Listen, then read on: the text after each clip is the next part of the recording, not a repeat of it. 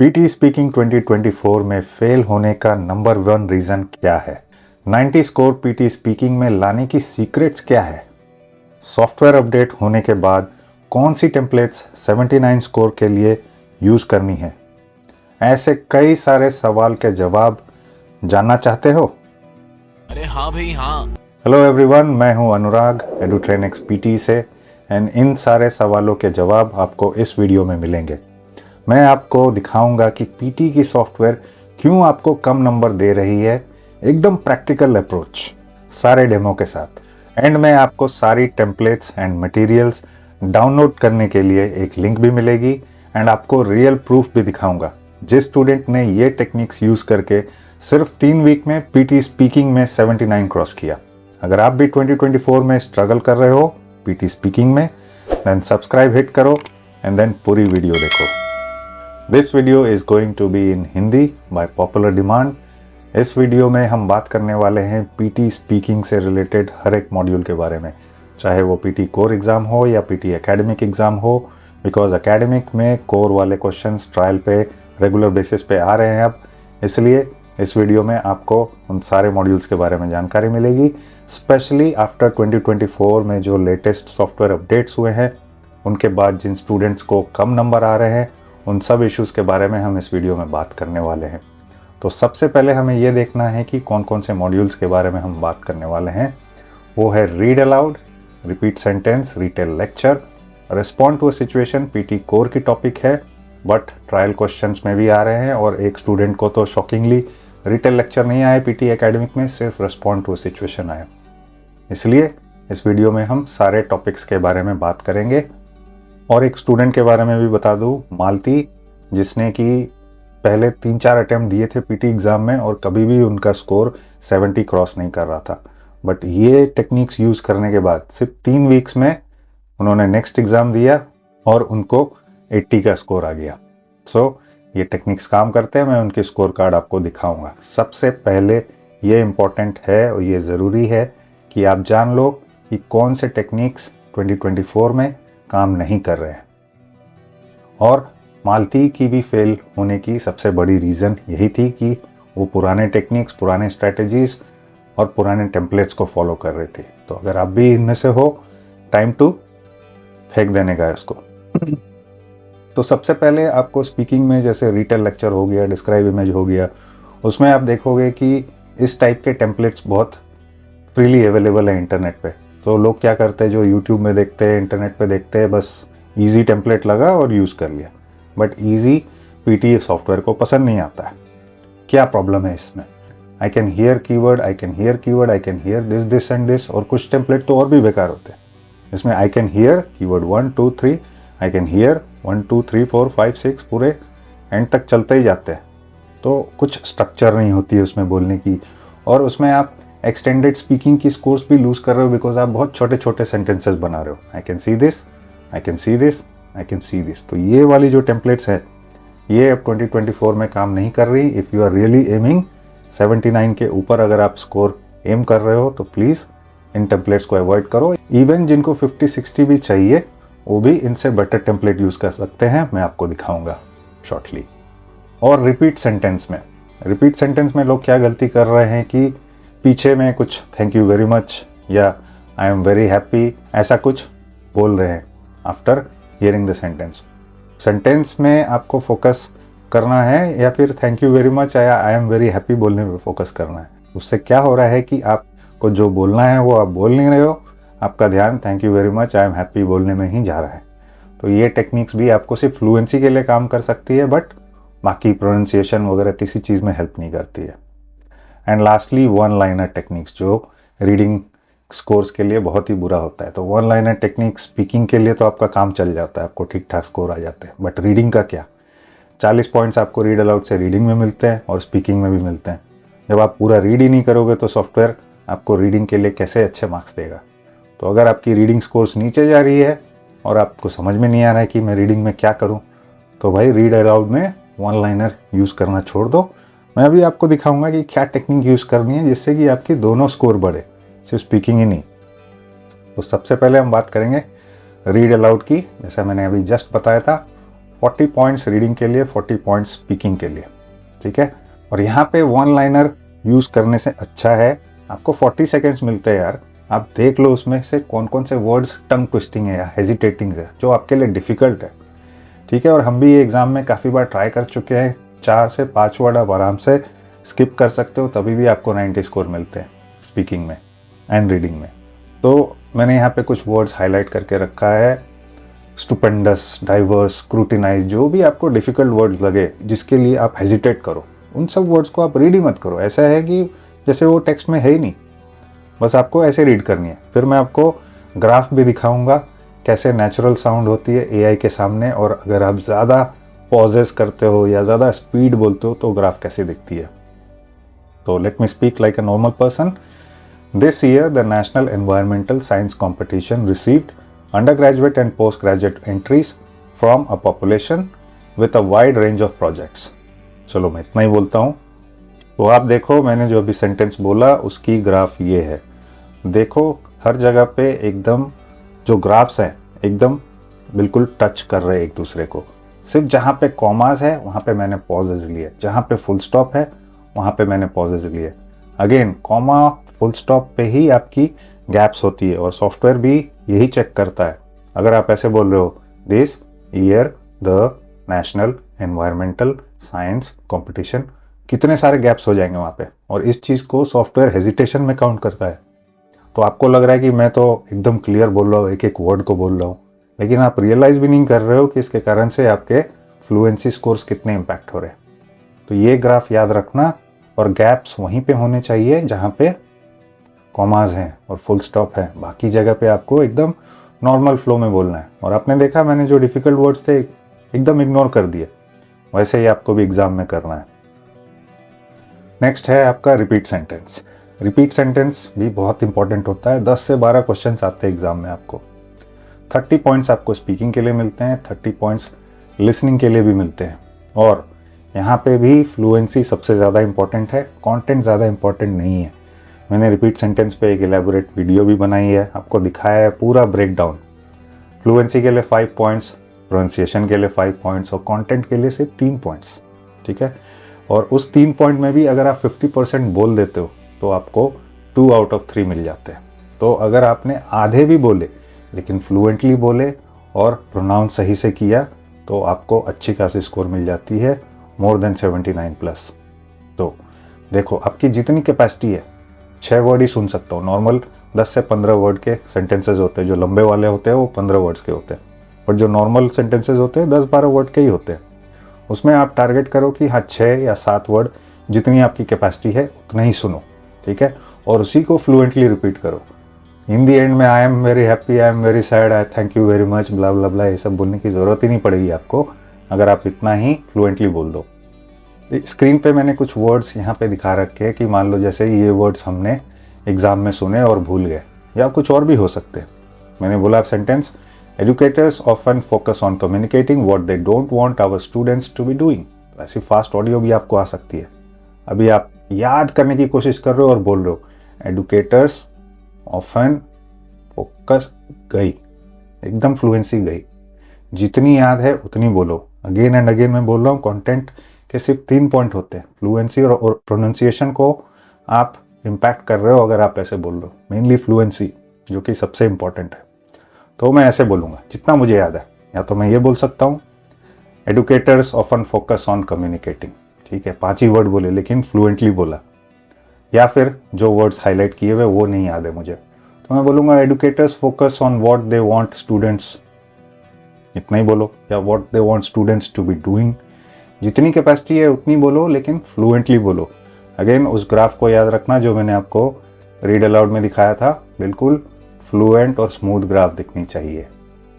तो ये है आपका रिपीट सेंटेंस का सीक्रेट। तो ये दोनों क्वेश्चन अगर आपने कर लिए, रीड अलाउड और रिपीट सेंटेंस, अगर ये दोनों क्वेश्चन आपने सही से कर लिए, रीड अलाउड के 5 से 6 क्वेश्चन आते हैं, रिपीट सेंटेंस के 10 से 12 क्वेश्चन आते हैं, तो आपका स्पीकिंग सेक्शन निकल गया, ठीक है। बाकी जो क्वेश्चंस हैं जैसे रिटेल लेक्चर, उनके बारे में भी हम बात कर लेते हैं कि रिटेल लेक्चर में क्या प्रॉब्लम फेस हो रही है लोगों को।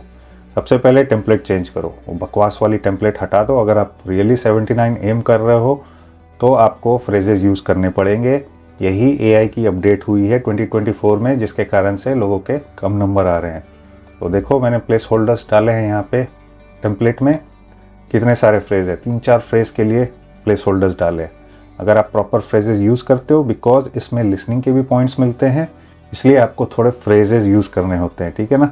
एक्सटेंडेड स्पीकिंग जो होती है वो आपको फ्रेजेस यूज़ करने से ही इंक्रीज होती है। शॉर्ट सेंटेंसेस बोलोगे, I can hear this, I can hear this, I can hear this, गया, फिर वो आपका फ्लुएंसी में भी इम्पैक्ट करता है, बिकॉज आप बहुत छोटे छोटे सेंटेंसेस बोल रहे हो। थोड़े तो यूज़ करने पड़ेंगे बड़े सेंटेंसेस, अभी मैं दिखाऊंगा कैसे यूज़ करना है।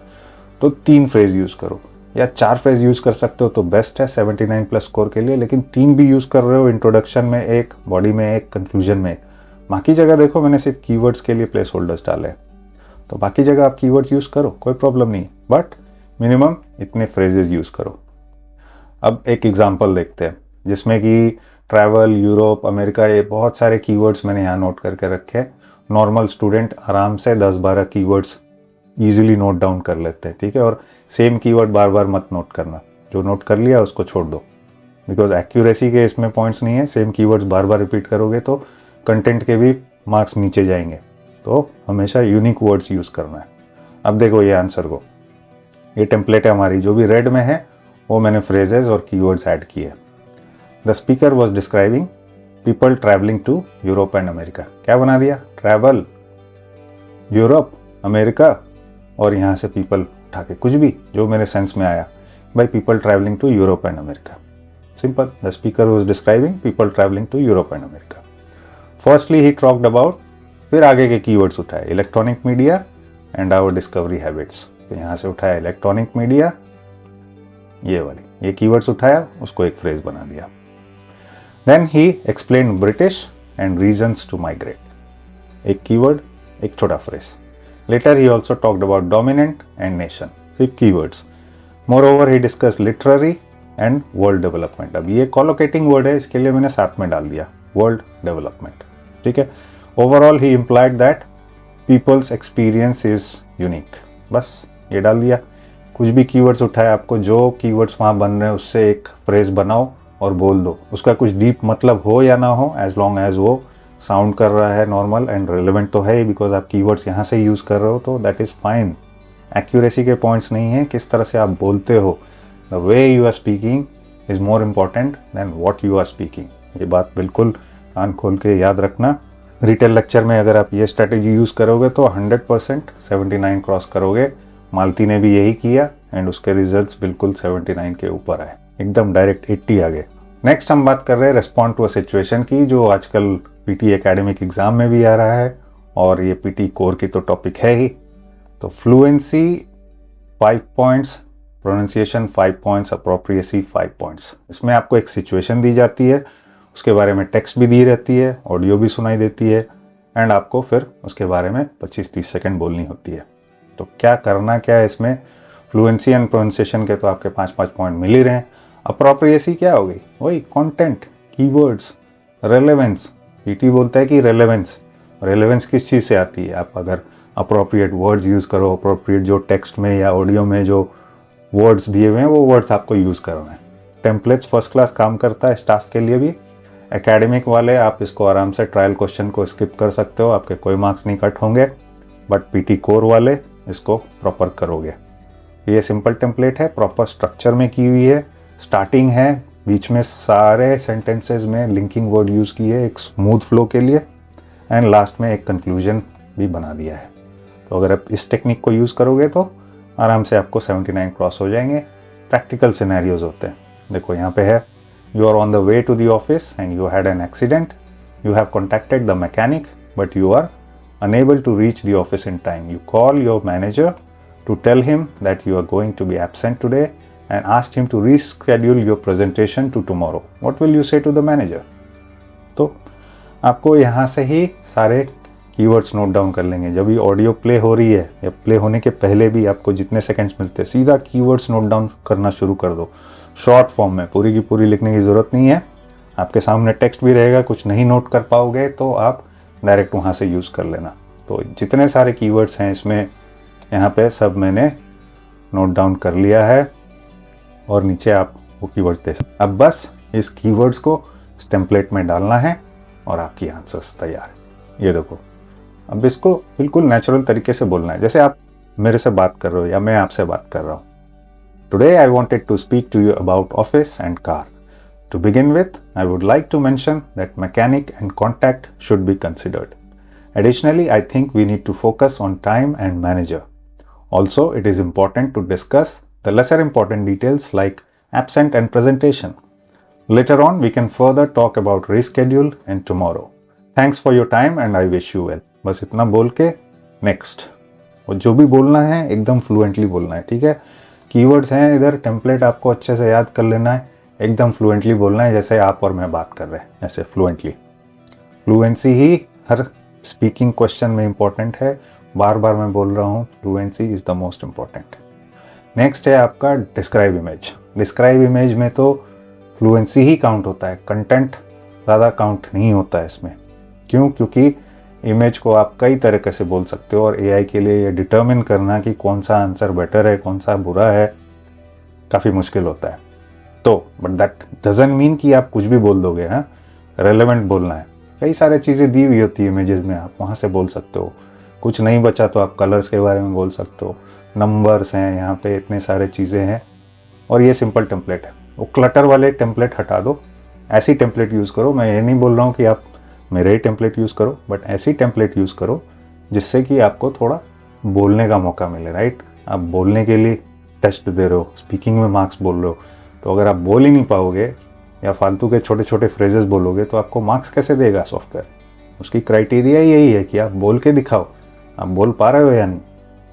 तो इसलिए वो टेम्पलेट्स काम नहीं कर रही है। इस टाइप की टेम्पलेट्स काम करेंगी जहाँ पे कीवर्ड्स डिस्ट्रीब्यूटेड है और आपको उस तरीके से बोलने की ऑप्शन मिल रही है, ठीक है। तो अभी देखो, यहाँ से कुछ भी कीवर्ड्स हमने उठाए, इसमें भी प्रॉपर स्ट्रक्चर है, इंट्रोडक्शन से लेके कंक्लूजन तक। अब बस यहाँ से मैं कीवर्ड्स उठाऊंगा और उसमें फिट कर दूंगा। जब आपके पास कीवर्ड्स नहीं मिल रहे हैं तो आप पहले जो आपने बोले वो फिर से बोल सकते हो, दैट्स ओके, ठीक है। और कुछ भी नहीं मिले तो नंबर्स, कलर्स, इनके बारे में भी बात कर सकते हो। The given image represents wildlife population. A deep analysis of the picture reveals a lot of detail. The image displays various things such as bears, dolphins and whales. Similarly, 2017, 2018 and 2019 can be observed in the image. However, the illustration also highlights orange, gray and blue. In conclusion, the image provides useful information. तो देखो, मैंने यहाँ पे graph के topic से keywords उठाए, इसके legend में बेयर्स, डॉल्फिन्स, वेल्स लिखा था वो उठाए, कुछ ईयर्स उठाए और यहाँ पे जो भी कलर्स दिए हुए उनके बारे में बात करके ख़त्म कर दिया। बस मेन चीज़ है फ्लुएंसी। इस टास्क के लिए भी फ्लुएंसी। डिस्क्राइब इमेज उतना आपके मार्क्स कंट्रीब्यूट भी नहीं करता है स्पीकिंग में, लेकिन अगर आप ढंग से फ्लुएंटली बोल दो ऐसी टाइप के टेम्पलेट यूज़ करके तो 79 क्रॉस करना एकदम गारंटीड। एंड लास्ट जो बचता है वो आपका आंसर शॉर्ट क्वेश्चन होता है। Answer short question like GK quiz, जो टीवी में आता है ना, बॉर्नविटा क्विज कॉन्टेस्ट, वैसा ही, उससे भी ईजी। जनरल नॉलेज के बेसिस पे क्वेश्चंस होते हैं और ज़्यादा से ज़्यादा आपको 1-2 वर्ड के आंसर देने होते हैं, तो आपको इसकी तैयारी अलग से करने की ज़रूरत नहीं है। जो प्रेडिक्शन फाइल्स हम देते हैं एवरी मंथ, फेसबुक पे भी लगाते हैं और हमारे वेबसाइट पे अगर आपने रजिस्टर किया है तो वहाँ से भी आपको फ्री एवरी मंथ आप डाउनलोड कर सकते हो। और बस उसमें जो लेटेस्ट 100 क्वेश्चंस है या पिछले महीने के भी 100 क्वेश्चन है, 100-200 क्वेश्चंस कर लो और अगर आपको आंसर याद है तो एग्ज़ाम में बोलना है। मेन चीज़ ये है कि आपको प्रॉम्प्टली बोलना है, चुप नहीं रहना है, बोलना है। और अगर आपको आंसर पता है तो आंसर बोलोगे, नहीं पता है तो कोई भी कीवर्ड जो क्वेश्चन में सुना था वही कीवर्ड को दोहरा दो। What is the denomination that we use in every day, what is the denomination that we use in country, तो आप बोल सकते हो करेंसी। अगर आंसर पता है, नहीं पता है तो डिनोमिनेशन ही बोल दिया या मनी बोल दिया, कुछ भी रिलेटेड बोल दो, चुप नहीं रहना है। बस आंसर शॉर्ट क्वेश्चन निकल गया। इसके ज़्यादा मार्क्स भी नहीं मिलते हैं आपको स्पीकिंग सेक्शन में और ये ज़्यादा इम्पैक्ट नहीं करता है, बट मेन चीज़ चुपचाप नहीं रहना है, कुछ तो आंसर दे के आना है। बस ऐसा कर दो और स्पीकिंग में आपकी 79+ स्कोर गारंटीड। ये देखो मालती की फाइनल स्कोर। अब आप देख सकते हो कि इसने 3 वीक में यही टेक्निक्स यूज़ करके एग्ज़ाम को एकदम क्रैक कर लिया। जो गलतियाँ वो कर रही थी पहले सब सुधार ली और परफेक्ट नंबर लेके आई। श्योर कि आपने जितनी टाइम लगाई इस वीडियो को देखने में सब अच्छे से समझ में आ गया। जाने से पहले इस वीडियो की सारी टेम्पलेट्स एंड स्ट्रैटेजीज डाउनलोड कर लेना एंड आप ये वीडियो ज़रूर देखो जिसमें मैंने और डीप में एक एक स्टेप्स दिखाई है कि पीटी सॉफ्टवेयर स्पीकिंग के लिए कैसे काम करती है। बहुत ही इंटरेस्टिंग वीडियो है, मिस मत करना। कीप वॉचिंग एडुट्रेनिक्स एंड मैं आपको जल्दी ही मिलूंगा एक और नए वीडियो के साथ पीटी टॉपिक पर। सी यू।